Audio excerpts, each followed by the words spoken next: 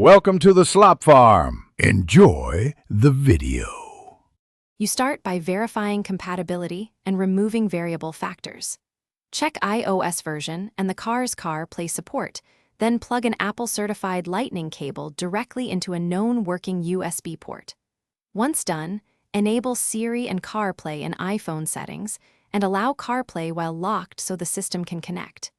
You then restart both the iPhone and the vehicle head unit. This clears transient faults and often restores the initial handshake that fails when connections appear dead. You now focus on the deeper connection chain. Toggle Bluetooth and Wi-Fi, then repair for wireless CarPlay. Do it from the car's menu and the phone simultaneously to ensure discovery.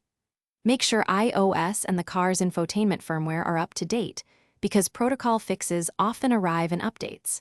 If problems persist, reset network settings on the iPhone to clear corrupted pairings, and to isolate whether the phone or head unit is at fault. Test with a second iPhone when possible. You complete the repair by removing old pairings and rebuilding the connection cleanly. Tell the iPhone to forget the car and remove the phone from the head unit's known devices, then repair as a new device. Try a different USB port and cable to separate wired from wireless faults. Wired CarPlay succeeding usually indicates a wireless module or antenna issue.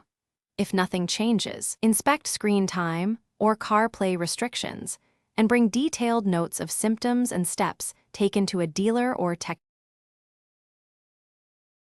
Thanks for watching. Consider subscribing if we helped you today.